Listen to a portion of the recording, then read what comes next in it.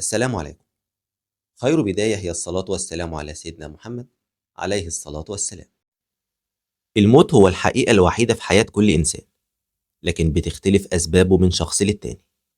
النهاردة في حلقتنا هنتكلم عن أغرب حالات وفاة ممكن تسمع عنها، لكنها حصلت فعلا في الحقيقة. مش هطول عليكم، لكن لو عجبتكم الحكاية ما تنسوش تشتركوا في القناة وتفعلوا زر الجرس عشان توصل لكم كل حكاياتنا أول بأول. ويلا بينا نبتدي الحكاية.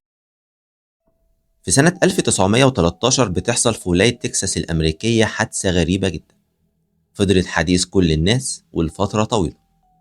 لكن عشان نعرف أكتر عن الحادثة لازم نرجع بالزمن لسنة 1893. شاب اسمه هنري زيغلاند كان على علاقة مع إحدى الفتيات، لكن بعد فترة قطع علاقته بالفتاة دي، والأمر ده أدى إلى دخول البنت دي في حالة اكتئاب شديدة لدرجة إنها انتحرت في النهاية. بعدها أخو البنت دي قرر إنه هينتقم من هنري، وفعلا راح له بيته وأطلق النار عليه وهو قاعد في حديقة منزله. لكن لأجل الحظ الرصاصة يدوب لمست وش هنري، وبعدها استقرت في شجرة موجودة في حديقة المنزل. وساعتها هنري وشه كله بقى دم، وبعدها أغمى عليه. وفي اللحظة دي أخو البنت افتكر إن خلاص هنري مات، وبعدها هرب وقرر هو كمان إنه هينتحر، وفعلا انتحر. لكن بعدها هنري تم إنقاذه. ولحد هنا ممكن أي حد يفكر إن خلاص الموضوع انتهى، لكن اللي جاي هو أغرب حاجة ممكن تسمع عنها.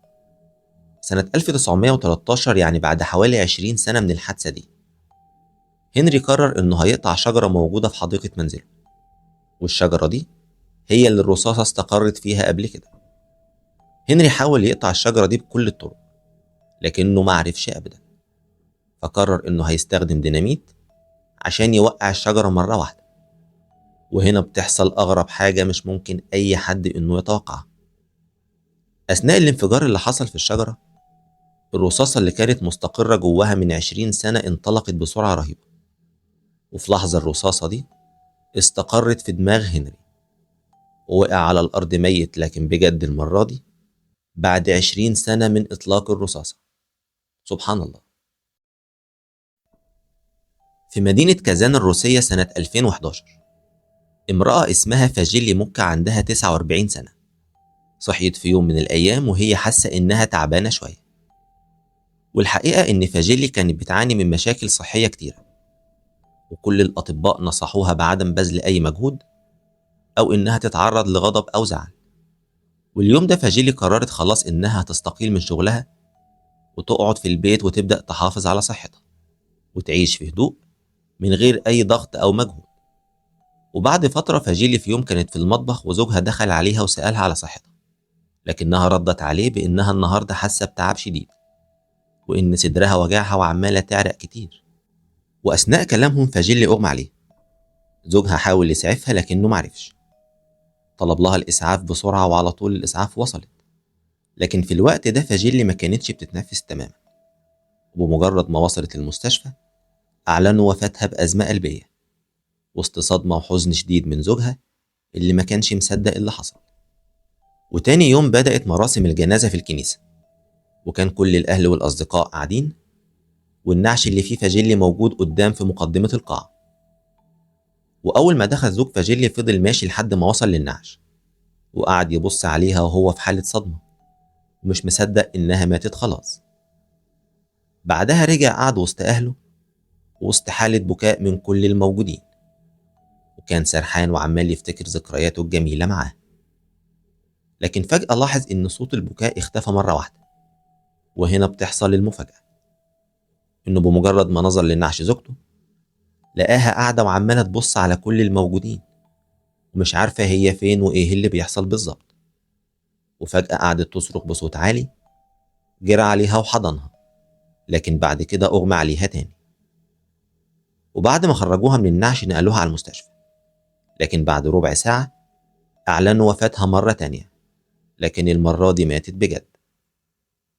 واتضح بعد كده إن في المرة الأولى كانت حالة غيبوبة، لكن تم تشخيص الحالة خطأ، وإنها بمجرد ما فاقت من غيبوبة وشافت نفسها في النعش قلبها ما استحملش وجالها سكتة قلبية وماتت بجد. ننتقل بعد كده لحالة غريبة جدا، وهي لامرأة تدعى ماري ريسر، عندها 67 سنة وعايشة في ولاية فلوريدا. في يوم 2 يوليو سنة 1951 الساعة 8 صباحا، بنسي كاربنتر صاحبة المنزل اللي عايشة فيه ماري ريسر راحت تزورها ومعاها برقية ليها. بنسي قعدت تخبط على الباب، لكن ماري ما فتحتش. بعدها لاحظت إن المقبض بتاع الباب درجة حرارته عالية جدا، والموضوع ده خلاها تحس إن في حاجة مش طبيعية، واتصلت بالشرطة، اللي بمجرد ما وصلوا وفتحوا الباب اتصدموا من المنظر اللي شافوه. جثة ماري ريسر محترقة بالكامل، ما عدا جزء من العمود الفقري وجزء من الجمجمة. لكن أغرب حاجة لقوها وهي إن رجل واحدة بس منها النار ما مستهاش تماما، ولسه زي ما هي مرتدية حذاء لونه أسود. في البداية الطب الجنائي صرح إن الجسم محتاج من 3 ل 4 ساعات علشان يوصل لحالة الاحتراق الكلي، بنفس الشكل اللي لقوا عليه جثة ماري ريسر، وكمان عند درجة 2500 درجة مئوية.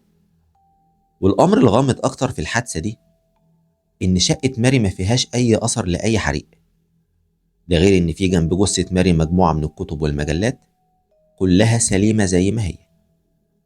وفي الوقت ده تم طرح نظرية إن ماري حصل لها حاجة اسمها احتراق ذاتي، وتم تفسير النظرية دي بإن ممكن إن الاحتراق الذاتي ده يحصل في جسم أي شخص من غير أي مسبب خارجي، وممكن في بعض الأحيان إنه يؤدي لاحتراق كامل بسبب تفاعل كيميائي بيحصل داخل جسم الإنسان.